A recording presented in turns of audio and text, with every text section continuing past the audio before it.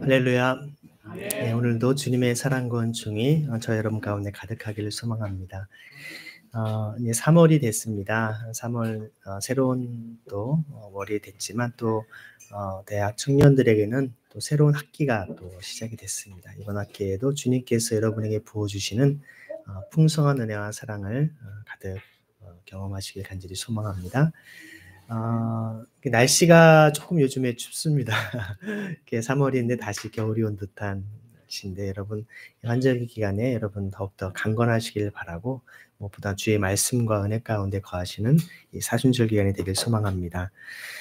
오늘 말씀을 보시면 예수님께서 이제 제자들을 부르시기 전에 곳곳을 다니시면서 천국 복음을 선포하시는 그런 내용을 담고 있습니다. 오늘 우리가 말씀을 읽으니 마태복음 9장 그 앞부분을 보시면 사실 성경 말씀에는 중풍병자를 고치시기도 하고 또 마태를 부르는 또 장면이 나오기도 합니다.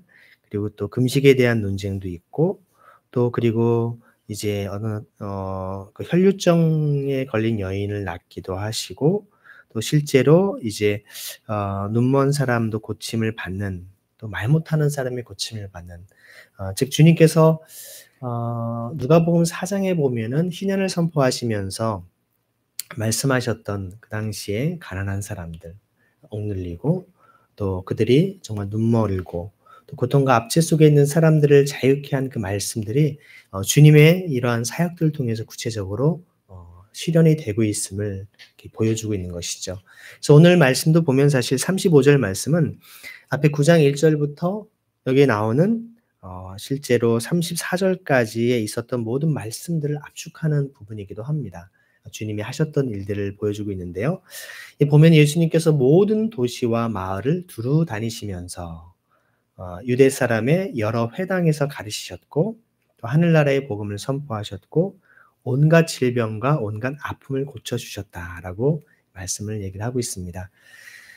여기에 보면 예수님의 공생의 주요 사역을 우리가 크게 세 가지로 보통 학자들이 얘기하곤 하는데요. 근데 그 세 가지가 바로 이 35절에 있는 말씀을 근거로 해서 얘기를 합니다. 이게 보면은 주님께서 이제 먼저 두루두루 다니십니다. 주님이 그냥 특정한 곳에 계속 있으면서 사람들이 다 모이기만을 찾아오기만을 기다리신 것이 아니라 주님은 곳곳에 여기 보면 모든이라는 말이 나오죠. 모든 도시, 모든 마을. 그 당시에 주님이 가실 수 있는 곳곳을 다 다니시면서 두루두루 다니셨다라는 겁니다. 한 군데만 집중해서 이렇게 다닌 것이 아니라 곳곳을 다니셨는데 오늘날 우리의 삶을 보면 사실 그냥 우리가 속해 있는 그런 지역에만 이렇게 많이 있으려고 하는 그런 마음이 없지 않아 있습니다. 근데 예수님 당시보다 오늘 우리의 삶의 여러 환경과 여건을 보면 훨씬 더 교통수단이라든지 또 우리가 자동차 이런 이동수단들이 좋아졌기 때문에 우리가 마음만 먹으면 사실 어디에나 곳곳에 다니실 수가 있죠. 사실 어르신들 같은 경우도 지하철을 타고 다니시면은 여러 가지 곳곳을 또 자유롭게 다니실 수 있는 그런 또 혜택도 없지 않아 있기 때문에 우리가 정말 복음을 위해서라면 어디든지 가오리다라고 하는 그런 고백으로 여러분들의 삶의 지경이 점점 넓어질 수 있기를 소망합니다.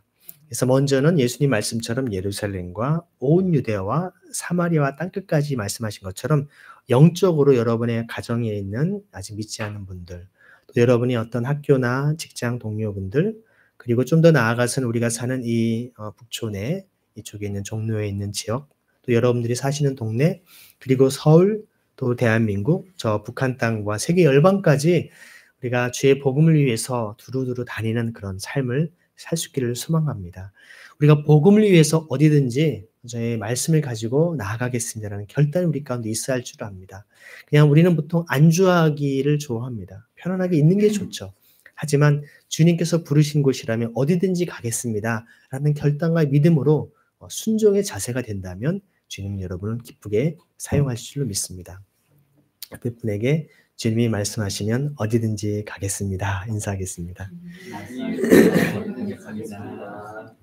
근데 주님이 하신 사역이 세 가지라고 했던 것은 여기에 보면 동사가 세 가지가 나옵니다. 가르치셨다, 또 선포하셨다, 그리고 고쳐주셨다라고 얘기를 하죠. 가르친다라고 하는 것은 사실 영어로는 teaching이라고 얘기할 수 있는데요. 학교에서 보통 가르치지 않습니까? 사실 교육입니다.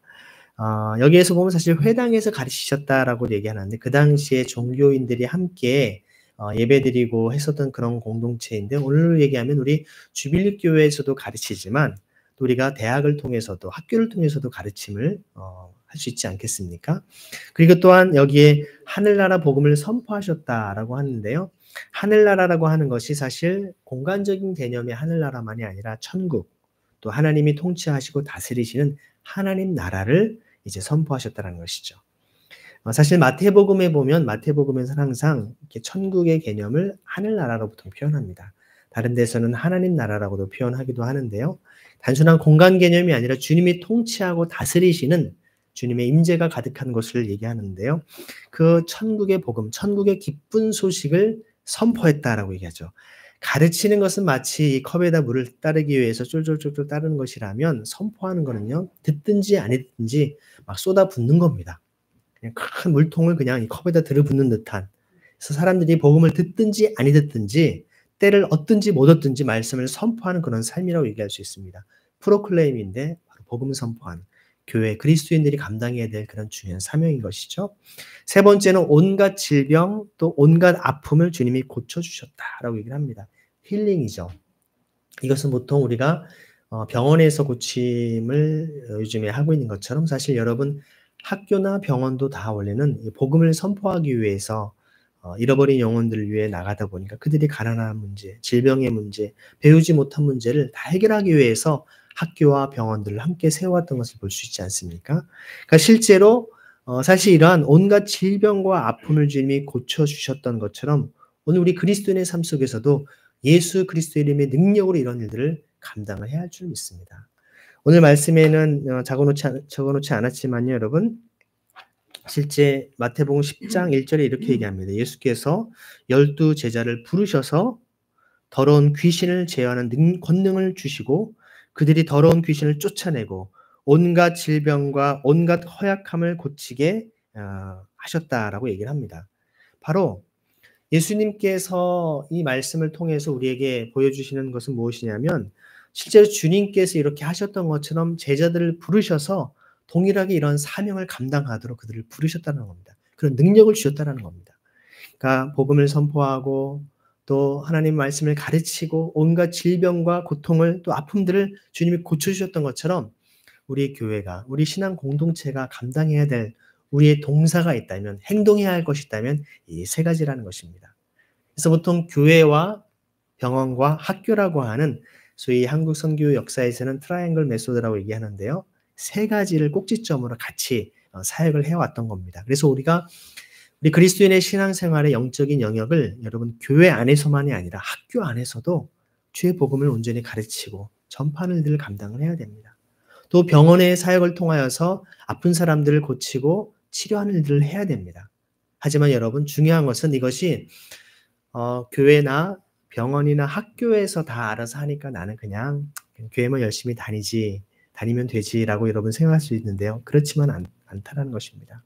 아까 말씀드린 데 예수님께서 제자들에게 병을 고치고 귀신을 쫓아내는 능력을 주셨다라는 것이죠. 그럼 여러분 우리가 이 주빌리 교회 신앙 공동체로서 우리가 그냥 말씀 읽고 기도하고 교회만 다니는 그런 신앙생활 차원이 아니라 주님은 여러분들을 통하여서 주님의 제자로서 주님의 일꾼으로서 이런 능력 있는 삶을 살기를 원한다라는 것입니다. 예슬이가 예수님의 이름으로 손을 얹어 기도할 때 병든 사람이 나음을 얻고 온갖 질병과 고통과 옥눌림과 정신적인 우울감이나 어둠 속에 있는 자들이 해방을 얻는 자유함을 얻는 그런 능력이 일어날 수 있다는 것입니다. 예수 그리스도의 이름의 능력을 선포할 때 살아계신 하나님의 임재를 체험하고 어둠의 영들이 떠나가고 하나님의 역사가 일어날 수 있다는 것입니다. 준서가 예수님의 이름으로 기도할 때 하늘문이 활짝 열리는 그런 놀라운 역사가 일어날 수 있다는 겁니다. 하나님이 함께 하신 은혜, 여러분들이 공부하는 대학 공간, 또 새롭게 이제 취업을 해서 일할 그 직장 공간, 또 여러분들이 일하시는 일터나 가정이나 그곳 여러분이 거하신 그곳이 곧 하나님의 임재가 가득한 은혜가 가득한 곳으로 가능하게 된다는 것입니다. 여러분들 기도하며 나아가야 됩니다. 저도 요즘에 운전하면서 이렇게 아무래도 일산에서 또 이렇게 숭실대 또 저희 교회까지 오가는 길들이 이렇게 조금 시간이 1시간씩 이상 걸리기 때문에 예전에는 그냥 걸어서 가는 그런 거리였지만 이제는 차를 타는 시간이 많다 보니까요. 뭐 다른 음악을 들을 수도 있고 하지만 가능하면 기도하면서 갑니다. 계속 기도하면서. 그러니까 늘 우리가 쉬지 말고 기도하라라고 말씀하셨는데 정말 깨어서 기도하면서 주님 오늘도 주님의 은혜를 필요로 하는 사람들에게 주님께서 자비와 긍휼을 베풀어 주시고 우리 주빌리 교회 성도들뿐만 아니라 우리가 함께 하나님 나라를 위해서 헌신하고 수고하는 모든 하나님의 사람들에게 주의 은혜와 사랑을 부어달라고 기도하는 것이죠. 그래서 여러분들이 서로 합심하여 기도하고 서로 중보하며 나아갈 때 주님께서 우리의 강력한 은혜와 사랑으로 우리에게 은혜를 부어줄 줄을 믿습니다. 특별히 주님께서 새봄을 맞이해서 여러분들의 삶 속에 우리 주 예수 그리스도 이름의 능력 가운데 온전히 그 힘을 힘입어서 그 삶을 살아가기를 소망합니다. 주님께서 이러한 질병이나 아픔을 고쳐주시고 또 고통받는 사람들을 이렇게 치료하시는 그런 과정 속에 그들을 보시니까 이 무리를 보니까요. 그들을 불쌍히 여기는 마음이 있었던 것입니다. 여기 보면 예수께서 무리를 보셨다라고 할 때 무리라고 하는 단어가요. 헬라어로 보면 오클로스라고 하는 단어를 씁니다. 한번 따라해 볼까요? 오클로스. 예. 요거를 이제 한신대학교에서는 이 단어를 어떻게 번역을 했냐면요. 선생님 뭐라고 번역했죠? 네, 민중이라고 번역을 했습니다. 무리라고 하는 단어. 보통 민중신학이라고 여러분 들어보셨죠? 보통 이제 민중하면 그냥 뭐 무리라고도 말할 수 있지만 그 민중이라는 단어의 어떤 간단한 의미는 이런 의미가 있습니다. 그 당시에 법적인 어떤 보호를 받지 못하는 그냥 뭐 가난하고 그냥 약하고 아픈 사람들 차원이 아니라 법적인 어떤 도움을 받지 못하는 그 사각지대에 있는 사람들을 얘기하는 것이죠. 여러분 예나 지금이나 우리 성경 전반에 흐르는 사상은 약자 보호 사상이 담겨 있습니다. 근데 전통적으로 약하다라고 하는 단순히 몸이 약하고 한 것만이 아니라 법적으로 보호를 받지 못하면 사람은 약할 수밖에 없습니다. 고아나 과부나 나그네 특히 전쟁이 일어나면 이런 세 부류의 사람들이 다 발생할 수밖에 없죠. 예수님 당시에 그 당시 열심히 땀 흘려 일을 해도 정말 그들의 빚더미에서 가난해서 헤어나올 수 없는 사람들이 참 많았습니다. 근데 그러한 것은 오늘날에도 다르지 않다라는 겁니다. 이렇게 한국 사회가 국민소득이 3만 불이 넘고 이제 또 4만 불을 바라본다라고 하면서 열심히 경제 성장을 추구하고 살아가지만 또 사회 곳곳에서는 우리가 알지 못하는 깊은 절망과 고통 속에 있는 사람들 아무리 열심히 바둥거리고 살려고 해도 헤어나올 수 없는 빚의 늪에서 고통받고 있는 사람들이 많다라는 것입니다. 또 억울함 때문에 무고하게 자기의 사상의 자유가 침해되어서 그것 때문에 억울하게 옥살이를 하는 그런 분들도 계시고요. 그러니까 이러한 실제로 무리라고 하는 것은 오늘날도 그렇고 예수님 당시에도 하나님께서 인간을 하나님의 형상대로 창조하고 지으셨는데 그 인간이 인간다운 삶을 살지 못하는 그런 고통과 아픔 속에 있는 사람들을 향한 그 주님의 그 마음이 담겨 있는 단어라는 것입니다. 그래서 무리를 보셨다라고 얘기하는데요. 여러분 우리가 무엇을 바라보며 살아갑니까? 사람들은 성공한 사람, 대통령, 또 정치인, 권력자, 아니 큰 부호들, 재벌들을 바라보면서 나도 그들처럼 돼야지라는 마음들을 품지 않습니까? 하지만 주님은 그 높고 높으신 분께서 가장 낮고 천한 이 땅에 인간의 몸을 입고 오셔서 또한 그곳에서도 정말 가난과 절망 속에 있는 사람들을 보셨다라는 겁니다.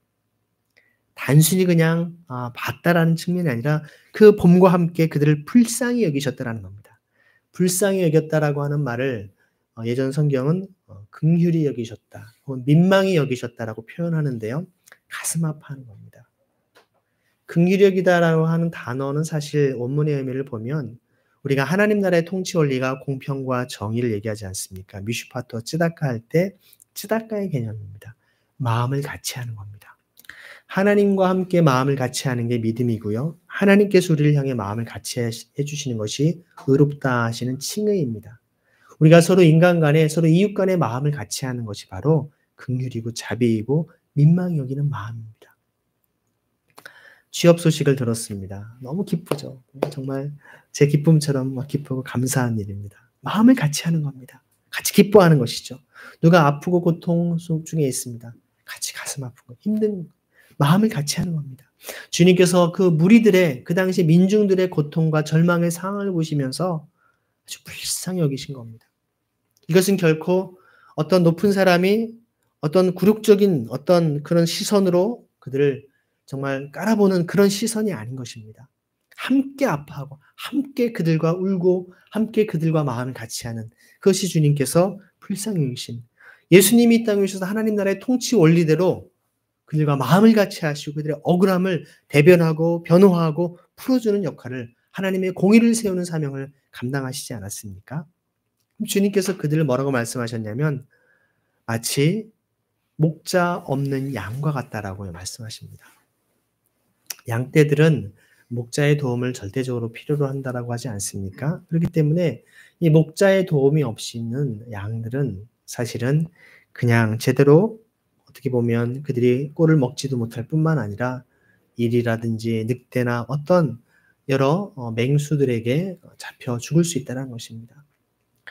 마치 오늘날에 우리의 많은 사람들의 모습이 많은 민중 또 많은 이 시대의 서민들 대중들의 삶이 그렇다는 겁니다. 목자 없는 양처럼 고생에 지쳐서 기운에 빠져 있다는 것입니다.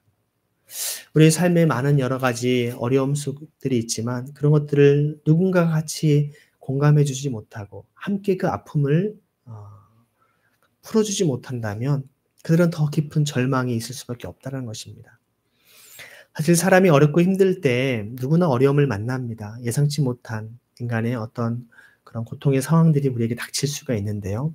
그럴 때 그것을 이길 수 있는, 그것을 이겨낼 수 있는 중요한 비결 중에 하나는 가까이 있는 사람들, 또 같은 신앙의 공동체가 그들을 위해서 위로의 한마디, 격려의 말 한마디가 따뜻하게 손 한번 잡아주는 것이 큰 힘이 될 수 있다는 겁니다.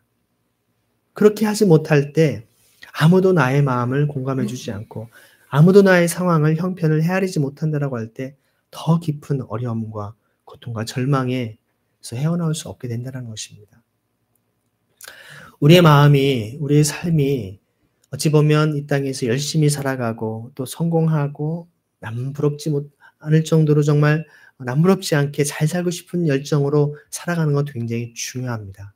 하지만 여러분, 그러한 것 못지않게 우리가 항상 우리의 생각에는 주님께서 보셨던 무리들, 법적으로 보호받지 못하고 어려움 속에 또 고통 속에 억울함 가운데 있는 사람들을 여러분들이 바라보고 그들과 함께 마음을 같이 하는 것들이 필요하다는 것입니다. 우리 한국 사회는 그동안에 어떤 고도의 경제 성장들을 추구하면서 정말 앞만 보고 달려왔던 그런 사회였습니다. 정말 전쟁을 치렀고 정말 1950년대에 그렇게 다 폐허가 됐던 이 땅에 이렇게 눈부신 경제 성장을 전 세계가 정말 주목하고 놀랄 정도의 그런 일들을 감당을 해왔습니다. 하지만 이런 경제 성장 이면에 정말 우리가 다 함께 살피지 못한 여러 산업화의 그 이면에 노동자들의 많은 그런 불의와 또 실제 착취와 고통들, 또 열악한 근무 상황 속에서 그들이 질병을 얻는데도 제대로 산업재해 인정도 받지 못하는 사람들, 또 그들이 여러 가지 억울한 일들이 있는데 그 억울함들을 제대로 풀어주지 못하는 소위 사회 곳곳에 갑질과 수많은 불의들, 악법들, 불법들이 가득하다라는 것입니다. 그런데 이런 문제들은 당사자가 아니면 누구도 사실은 나서기를 꺼려합니다. 도와주기가 어려운 것이죠. 불편하죠. 힘들죠. 알지만 불편한 진실입니다. 이런 것들에 대해서 누가 여러분 함께 그 마음을 같이 공감하고 그것들을 섬길 수 있겠습니까?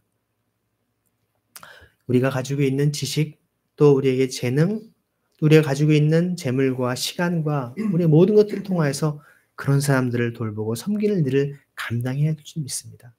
저는 바라기는 여러분들이 저희가 함께 주일 예배를 드리고 함께 나눔을 가질 때 이런 기도 부탁들을 여러분 함께 하시길 바라요. 제가 이렇게 주변에 어떤 일을 보니까 이런 어려운 분들이 있는데 이런 어려운 분들 우리가 어떻게 하면 그분들을 도울 수 있을까요? 우리 주빌리 교회가 어떻게 그분들을 섬길 수 있을까요? 되게 보니까 교회에서는요, 그냥 목사님이 다 알아서 하시겠지. 아니면 우리 교회는 그런 거 잘하는 교회야. 마치 나와는 동떨어진, 마치 그냥 저 먼 산 바라보듯이 남의 집 불구경하듯이 하는 경우들이 적잖게 있다라는 것입니다. 아니에요. 같이 아파하고 그들을 위해서 어떻게 할 것인가. 주님께서는 선한 사마리아인 비유의 말씀을 통하여서 소위 신앙이 좋다라고 하는 레위인, 또 정말 제사장과 같은 사람들도 그들이 성전으로 올라가는 길이 아니라 예루살렘에서 사마리아로 내려오는 길은 그들의 사역을 마치고 집에 가는 길이라는 겁니다. 그런데도 불구하고 애써 외면하죠. 괜히 내가 저런 일에 휘말려 봤자 마치 내 일이 아니기 때문에. 많은 사람들이 다른 사람의 절망과 고통에 대해서 왜 함께 공감하지 못하고 함께 마음 아파하지 못하냐면 자기 일이 아니기 때문에 그래요. 자기 일이 될 때야 비로소 아이고야 이런 사람이 또 있었네. 나만 그런 게 아니네. 저 사람도 옛날부터 이런 고통 속에 있었네. 우리의 강팍해진 그 심령이 다른 사람의 아픔과 고통에 함께 정말 가슴 아파할 수 있는, 우리의 마음이 부드러워지고 그런 연약한 고통받고 있는 사람들을 같이 공감할 수 있도록 주님 우리의 마음을 녹일 수 있기를 간절히 소망합니다. 주님 우리의 마음을 부드럽게 해주시고 강팍하게 해주시며 하셔서 다른 사람의 아픔과 고통을 외면하는 일이 전혀 있지 않게 해주옵소서. 여러분, 모세가 바로에게 10번씩이나 가서 내 백성을 이끌어서 하나님을 예배하라고 요청을 하지만 바로는 수많은 백성들이 고통을 당하고 있어도 자기 자식이, 자기 아들이 죽기 직전까지는 그 고통과 아픔을 공감해 주지 않습니다. 여전히 권력자로서 자기의 부귀영화 이등 권력을 결코 그 수많은 노예들, 그들을 통해서 벌어들일 엄청난 경제적인 이런 것들을 포기하고 싶지 않았던 것이죠. 결국 자기 자식이 죽고 나서야지 다 부질없구나라는 걸 깨닫고 내어보내지 않습니까? 물론 그것도 일시적이었지만 마음이, 그 성경 말씀을 보면 하나님께서 바로의 마음을 어떻게 했다고 말씀하고 있습니다. 성경은 바로의 마음을 강팍하게 하셨다라고 성경은 기록하고 있습니다. 완고하게 하셨다라는 것이죠. 여러분의 신앙생활에서 가장 우리에게 경계해야 될 대상은 우리의 마음 강팍해지는 겁니다. 믿음이 없는 게 아니에요. 신앙생활 못하는 게 아니에요. 그런데 마음이 강팍합니다. 주일날 성경책을 딱 끼고 열심히 교회를 오지만 그 교회 오는 그 길, 만나는 사람들, 또 그의 일주일 동안의 삶에서는 마음을 강팍하게 합니다. 다른 사람의 아픔과 고통에 대해서 외면하고 귀를 닫고 눈을 닫고 마음을 닫아버리는 것이죠. 오늘 전사님 기쁘게 찬양 인도하면서 했었던 것처럼 내 마음의 눈을 열어 주를 보게 하여 주소서. 여러분, 주님을 바라본다라고 하는 것은 주님께서 바라보시는 그것을 함께 볼 수 있는 그 비전이 있어야 됩니다. 주님을 바라볼 때 주님이 어디를 바라보시고 무엇하기를 원하시는지를 함께 마음을 공감하면서 주님이 바라보시는, 무리를 바라보시는, 그들을 민망히 여기시고 함께 불쌍히 여기시는 그 마음과 그 자세가 우리 가운데 있어야 되지 않겠습니까? 그래서 이러한 고생에 지쳐서 기운에 빠져있는 사람들이 오늘날에도 어느 시대나 어느 공동체, 어느 사회나 가득하다는 것입니다. 그럴 때 우리는 어떻게 해야 되겠습니까? 당장 우리가 팔을 걷어붙여서 그들을 좀 돕자라고 할 수 있겠죠. 하지만 주님의 방식은 조금 달랐던 것 같아요. 37절에 보니까 그래서 제자들에게 주님이 말씀하셨어요. 추수할 것은 많은데 일꾼이 적다. 어떠신가? 여러분이 삶을 사시면서 최근 여러분의 삶에 정말 추수할 게 너무 많다. 너무 정말 우리가 감당해야 할 일이 정말 많다. 그렇게 생각하시는 분 한번 손들어 보세요. 어떤 일이든. 정말 해야 할 일이 정말 많다. 네, 전사님 손 드셨어요? 정말 전사님 지금 하는 일이 되게 많아요, 지금요. 지금 3,000명을 지금 소그룹을 맡아서 해야 될 일을 하다 보니까 바로 그냥 지금. 여러분 정말 사역 현장에서 열심히 사역하시는 분들은요, 항상 공통적인 얘기를 합니다. 너무 할 일이 많다. 그게 단순히 그냥 이것저것 해가지고 바빠서가 아니라 정말 잃어버린 영혼들을 돕자니 정말 여기서 만나자, 저기서 만나서 우리 성경 공부해 주세요, 같이 기도해 주세요, 도움. 정말 필요로 하는 영혼들이 많고 한데 시간이 없는 거예요. 그러니까 전사님도 저를 옆에서 봐서 알 거예요. 뭐를 해야 되는 학생들이 계속 와 있어요. 같이 성경 공부하고 싶고 기도받고 싶고 같이 얘기하고 싶은 거예요. 저희 회의를 진행해야 되는 학생이 있습니다. 다른 목사님들이 회의 시간 다 됐는데 저 친구 언제 가나? 좀 짧은 시간에 핵심적으로 이렇게 얘기를 하고 격려 기도해 주고 "그래 미안하지만 또 다음에 또 보자. 또 언제든지 올게요." 막 학생들이 만나고 싶어서 말씀을 듣고 싶어서 주의 은혜 가운데 거하고 싶어서 막 그들이 영적으로 주의 말씀을 갈급해하는 마치 어린아이들이 정말 막 배고플 때 앙앙 울면서 막 더 달라고 더 달라고 하듯이 이런 영혼들이 막 많다라는 것이에요. 정말 할 일이 많습니다. 그런데요. 그런 사역 현장에 있지 않은 분들은 그렇게 얘기해요. 요즘 청년들, 요즘 젊은이들 기독교 신앙에 관심도 없고요. 무종교인도 많기 때문에 해봤자 아무 소용도 없어요. 네, 그런 분들은 공통적인 건 뭐냐면 사역 현장에 있지 않은 분들이에요. 현장에 있는 분들은 얼마나 필요가 많은지, 얼마나 섬겨야 할 일이 많은지 항상 보게 되는 거예요. 일을 열심히 하는 사람들이 그렇지 않겠습니까? 여러분, 이러한 정말 우리가 추수할 것이 많다. 정말 고통과 절망 속에 가득한 사람들을 위해서 가르치고 고치고 그들의 복음을 선포하는 이 사역을 감당하기 위해서는요. 정말 추수할 것이 많습니다. 희어져 추수할 것 같아요. 마치 가을 곡식들이 이제 조금 지나면 이제 설이 맞고 다 사라지기 때문에 다 정말 죽기 때문에 빨리 걷어야 되는 그 추수꾼의 심정처럼 추수할 게 너무나 많다. 그런데 일꾼이 적은 거예요. 일꾼이 적어요. 정말 너도 나도 같이 합시다. 그래서 제가 요즘에 가는 곳마다 만나는 곳마다 숭실대학교 소그룹 채플 얘기를 막 해요. 제가 노회에 가서도 시찰에 같이 식사하고 나서 목사님들과 차 마시는데 제가 막 얘기하고 있더라고요. 나이 드신 목사님들이 저 친구들은 뭐 얘기하고 있나? 제가 소그룹 채플 얘기 계속하고 있는 거예요. 막. 가는 곳마다 얘기를 하는 것이죠. 왜냐하면 일꾼이 부족해요. 일할 수 있는 사람들을 보내달라고, 같이 기도해달라고, 또 필요한 재정을 보내달라고, 하나님께서 이것을 채우실 것을 능히 하나님께서 모든 것을 행하실 것을 알지만 마음에 함께 하자라는 것이죠. 저는 마음이 그렇습니다. 이것 좀 도와주세요가 아니에요.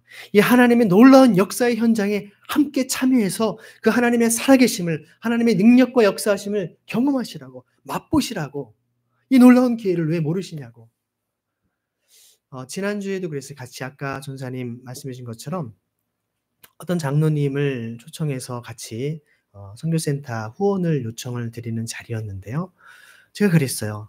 제가 보니까 이 숭실대학교에서 하는 학생들을 8명씩 소그룹으로 해서 신입생 3,000명을 약 400개의 소그룹으로 체프를 한다라고 하는 것은 캠퍼스 선교 역사상 획기적인 사건입니다.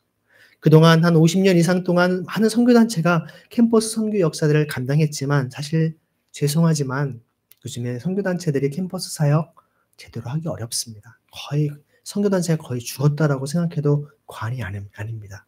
교회 대학 청년부들도 마찬가지죠. 그런데 이러한 그동안의 그 소임을 다한 선교단체의 역할을 대체할 만큼 캠퍼스 사역에 새로운 놀라운 일들이 일어나는 게 소그룹 채플이거든요. 이런 놀라운 소그룹 채플의 하나님의 역사의 현장에 장로님께서 함께 후원하시는 것은 하나님 나라의 귀한 일을 감당하시는 것입니다. 장로는 기쁨으로 그 자리에서 같이 참여하겠다고 1,000만 원을 함께 헌금하시겠다고 말씀하셨어요.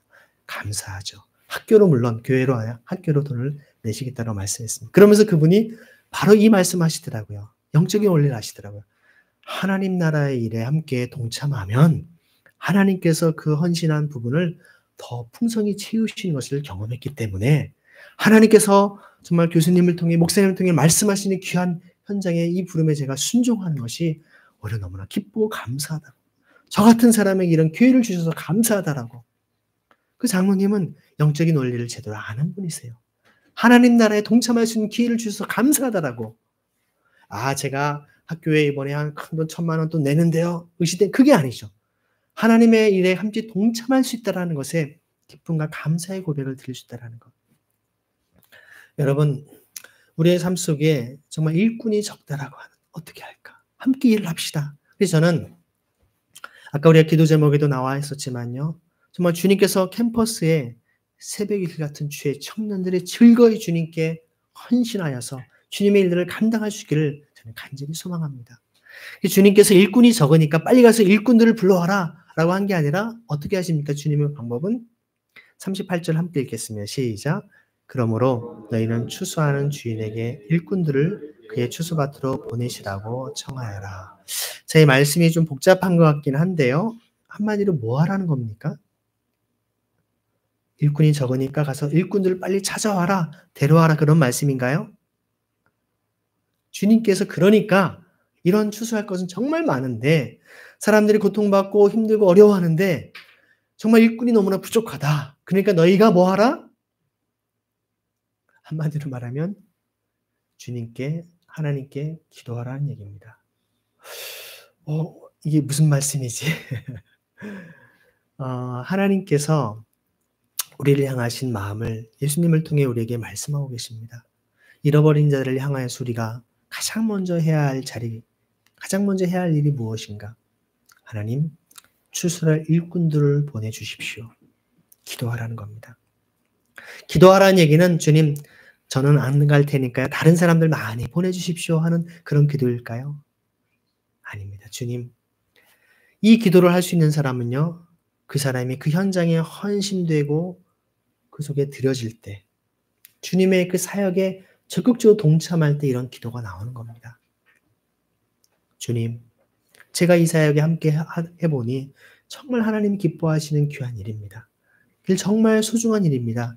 주님, 그런데 일꾼이 부족합니다. 주님, 일꾼들을 좀 더 보내주십시오. 필요한 사람 만나게 하시고 필요한 재정도 채우시고 또한 주님께서 필요한 일꾼들을 통하여서 하나님의 거룩한 일에 동참할 수 있도록 은혜를 허락하여 달라고. 하나님께서 행하실 것들을 우리 함께 기대하고 간구하는 것이죠. 여러분, 하나님께서 행하실 놀라운 일들을 기대하며 기도하는 것입니다.